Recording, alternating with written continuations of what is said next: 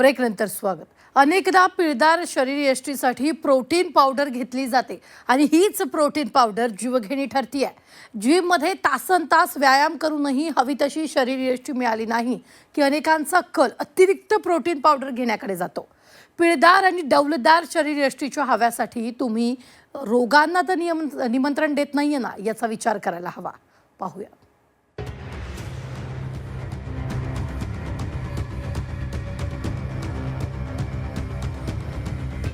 Body बनवण्यासाठी protein powder घेताय?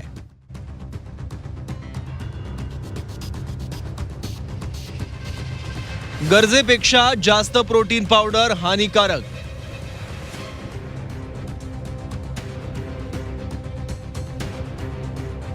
Protein पावडरमुळे तुमच्या किडनीवर परिणाम।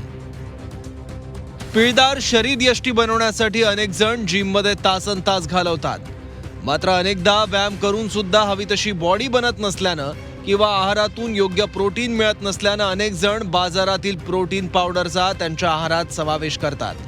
जिममधून आल्यानंतर किंवा जिममध्ये जाण्याआधी अनेक जण प्रोटीन पावडर घेतात, मात्र हीच प्रोटीन पावडर शरीरावर गंभीर परिणाम करू शकते। होय, कारण बॉडी बनवण्याच्या नादात काही जण गरजेपेक्षा जास्त प्रोटीन पावडरचं सेवन करतात, त्यामुळे याचा परिणाम थेट किडनीवर होण्याची दाट शक्यता आहे। अतिरिक्त प्रोटीन पावडर घेतल्यानं किडनी आणि यकृतावर ताण येतो। अतिरिक्त प्रोटीन घेतल्यानं पचन करून ते शरीराबाहेर टाकण्यासाठी किडनी आणि लिव्हरला जास्त मेहनत घ्यावी लागते। आधीपासून किडनीचे आजार असलेल्या व्यक्तींसाठी हे घातक ठरू शकतं। अनेक प्रोटीन पावडरमध्ये लॅक्टोज किंवा कृत्रिम गोडवा असतो, यामुळे पोटात गॅस, पेटके येणं, मळमळणं किंवा जुलाब होऊ शकतात आणि पचनाच्या समस्या उद्भवू शकतात। वर्कआउट न करता जर तुम्ही भरपूर प्रोटीन पावडर घेत असाल तर त्यातील अतिरिक्त कॅलरी चरबीत रूपांतर होऊन तुमचं वजन वाढू शकतं। अतिरिक्त प्रोटीन घेतल्यामुळे शरीरात हार्मोनल बदल होऊन पुरळ उठू शकतात। आपण जे रोज अन्न ग्रहण करतो त्यामध्ये आपल्या शरीरासाठी लागणारं प्रोटीन आपल्याला भेटत असतं। मुळात नॅचरल सोर्स ऑफ प्रोटीन आपल्या घरात आपण रोज खातो। उदाहरणार्थ डाळी, दूध, दही, पनीर, सोयाबीन, मांस यामध्ये अतिप्रमाणात प्रोटीन असतं, जे आपल्या शरीरात आपल्या गरजेनुसार आपल्याला भेटत असतं। त्यामुळे सामान्य लोकांनी व निरोगी लोकांनी प्रोटीन पावडरचा उपयोग करू नये। मुळात जी मुलं व्यायाम करतात किंवा जी बॉडी बिल्डिंग करतात, ॲथलीट्स करतात, जे पळतात, त्यांना प्रोटीनची गरज जास्त असते, त्यांनी हे घ्यावं। पण प्रोटीनचं जे प्रमाण असतं ते आपल्या वजनावरती अवलंबून असतं। आपल्या वजनानुसार आपल्याला प्रोटीन घ्यावं लागतं, त्यामुळे तज्ज्ञांचा सल्ला घेणं महत्त्वाचं आहे। मुळात डायटिशियन किंवा आपले डॉक्टर्स यांना आपण भेटून आपण त्यांच्याबद्दल माहिती घेऊन प्रोटीन पावडर घेऊ शकतो। प्रोटीन पावडरचे असंख्य ब्रँड मार्केटमध्ये आहेत, त्यातील अनेक जण तुम्हाला स्वस्तात प्रोटीन पावडर विकतात। अनेक प्रोटीन पावडरमध्ये भेसळ करून ती विकली जाते, त्यामुळे तिचा शरीरावर घातक परिणाम होतो। तसंच काही लोक शाकाहारी असल्यानं आहारातून त्यांना हवं तेवढं प्रोटीन मिळत नाही। मांसाहारी लोकही त्यांचं प्रोटीन इंटेक पूर्ण करण्यासाठी प्रोटीन पावडर घेतात, मात्र प्रोटीन पावडर घेण्याआधी एकदा डॉक्टरांचा सल्ला घ्या। प्रमाण किती असलं पाहिजे, कधी घेतलं पाहिजे, तुमच्या शरीरावर त्याचे काही दुष्परिणाम तर होणार नाही ना, याची सखोल माहिती घेऊनच प्रोटीनचं सेवन करा।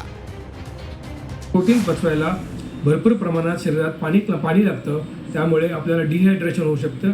त्यामुळे मुळात आपण नॅचरल सोर्सकडे जावं। आर्टिफिशियल सोर्स किंवा पावडर किंवा सप्लिमेंट्स हे घेणं टाळावं। काही लोकांना जास्त सेवन केल्यामुळे त्यांच्या लिव्हरवरती, त्यांच्या यकृतवरती, त्यांच्या किडनीवरती जास्त ताण निर्माण होतो।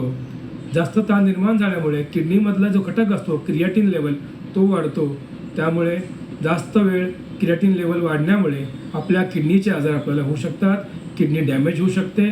त्यामुळे मी सर्व लोकांना रिक्वेस्ट करेल की नॅचरल सोर्समधनं आपण प्रोटीन घ्यावं। प्रोटीन सप्लिमेंटच्या मागे लागू नये, कुठलंही प्रोटीन सप्लिमेंट खाऊ नये, कारण प्रोटीन पावडरमध्ये अनेकदा लॅक्झेटिव्स किंवा कलर्स किंवा लॅक्टोज असे अनेक घटक वापरले जातात, ज्यामुळे आपल्याला अजून अनेक गंभीर समस्या उद्भवू शकतात। त्यामुळे अधिक प्रमाणात चांगला आहार आणि प्रोटीनयुक्त आहार घेऊनच तुमचा प्रोटीन इंटेक पूर्ण करा। त्यामुळे तुम्हाला प्रोटीन पावडर घेण्याची गरजच पडणार नाही। जर आहारातून प्रोटीन जास्त मिळत नसेल, रोज रोज ते अन्नपदार्थ खाऊन कंटाळा येत असेल तर योग्य प्रोटीन पावडर आणि डॉक्टरांच्या सल्ल्याशिवाय ते घेऊ नका आणि तुमच्या आरोग्याची काळजी घ्या. ब्युरो रिपोर्ट, झी 24 तास.